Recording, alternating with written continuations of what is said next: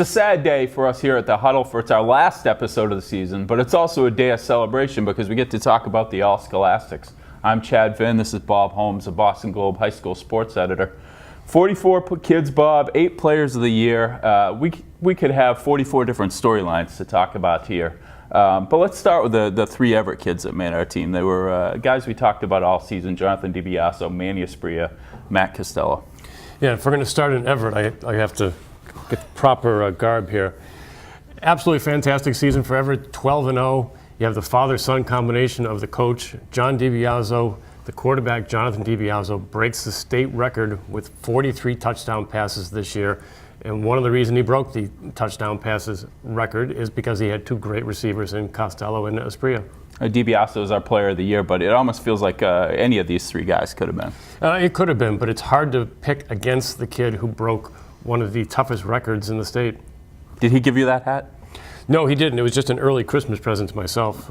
There you go. Shopping for himself. Your family's going to get nothing this year, I can tell. But we talk about Everett as a team. Let's talk about Gloucester, a team with 26 consecutive wins, 2 players on our teams. Absolutely. Jordan Scher is one of the best running backs in the state. Chris Eunice, a familiar name to most people in eastern Massachusetts because his brother was all-scholastic for us as well.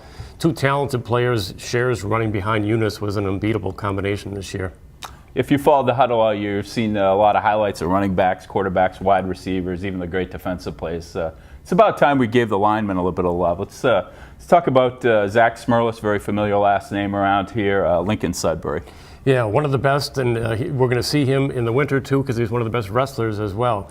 His dad, Fred Smerlis, played at Boston College, was an all-pro lineman in the NFL, and Zach is following in his footsteps. And there's many, many different linemen that were all scholastic. Liam Porter, who's going to BC and is at Natick now. A lot of talented kids. They're definitely the unsung heroes of these teams that went on to win Super Bowls. They are. A lot of kids running for 1,500, 1,600 yards, and they all ran behind some very talented linemen that will most likely be playing in college. Let's reflect on a story we also talked about quite a bit this year. St. John's Prep, Tyler Capola and that family. Tyler is also another one of our selections. Yeah, broke the St. John's Prep rushing record for a season with more than 2,000 yards.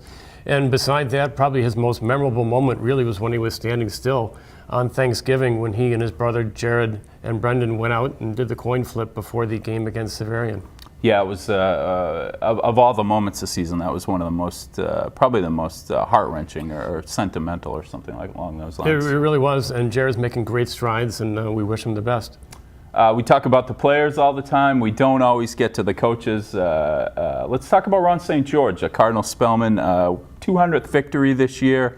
A guy who deserves a lot of praise and a lot of credit. Yeah, the Cardinal Spellman, I think, was 4-7 last year, a great turnaround. And if not for the fact that their star running back, Blaze Branch, went out with concussion in the first series of that Super Bowl game, he might have come out a winner.